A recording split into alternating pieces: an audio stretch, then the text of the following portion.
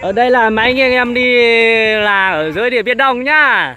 Chú này là chú xã Kiêu Long nhá. Chuẩn bị vác cột điện con suối xa bên kia để cho vào vị trí mới đấy.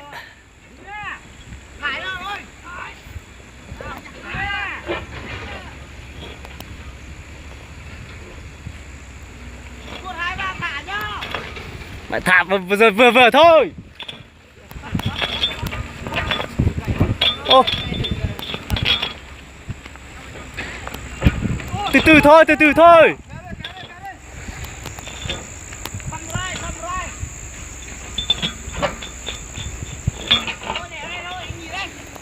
Cố lên để rớt suối. Tôi được xe rồi anh em ơi. Mày thả vào em thế.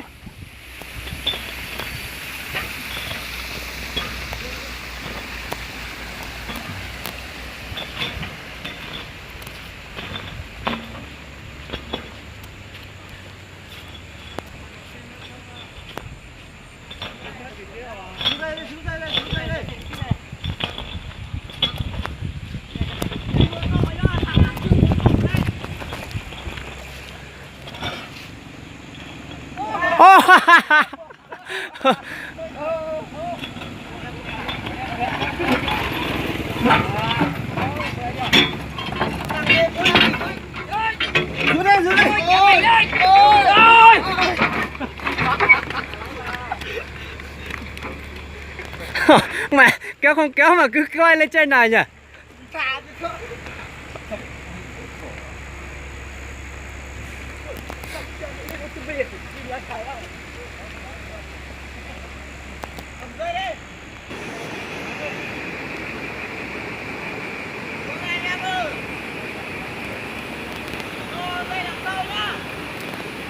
Cho một dây kéo, một dây đặt xong được mà.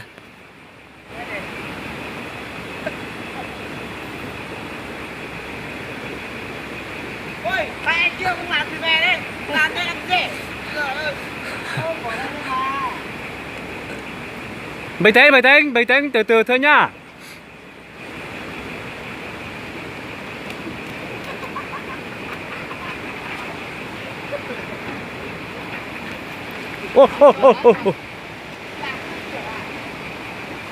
Cố lên.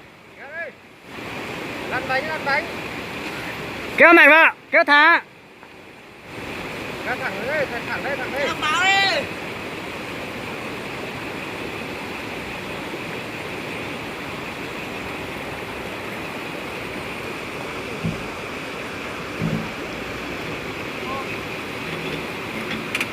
Rồi, ngon rồi.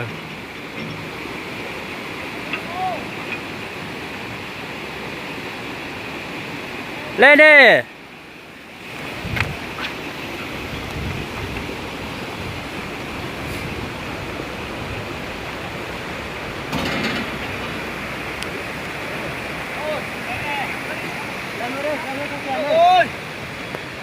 Kéo lên qua cái bê tông này là để đấy. Chỗ này qua quá. Không được. Lên. Lên tí đi.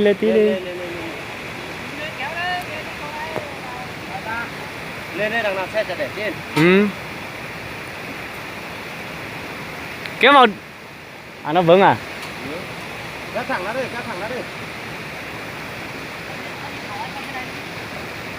Ôi. Để đây đi. Lên tí đi, lên qua cái đổ bê tông đi.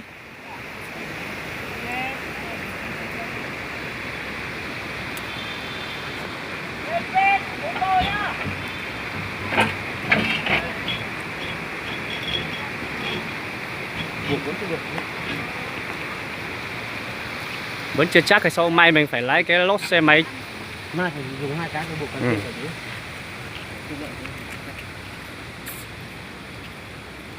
Cố lên. Mà không như kia hai cái thanh xa kia. Đấy anh soi để đây được rồi đấy. Anh lái đi. Rồi lấy đá chìa bính vào đi anh em ơi. Lấy hòn đá to ấy. Sợ cái vỏ cho con nó lao xuống đấy. Ở đây không có trẻ con đâu mà. Tôi thấy trẻ con bao giờ. Sợ có ma lao xuống ấy. Ở đây có ma chú cầm một cái hòn đá chèn hộ cháu về bao giờ. Chèn bánh sau đi. Lấy con kiến chèn. Thôi hết kịch bản rồi. Còn cái kịch bạ chụp bánh chứ. Để mà anh em mình đi tắm nha. đi tán đi. Ông nói mình thấy hay một thà con gái một thà con trai tá ở dưới cầu này. Anh làm với mình xấu hổ lắm. Nó sóc lộ đúng không? Ừ.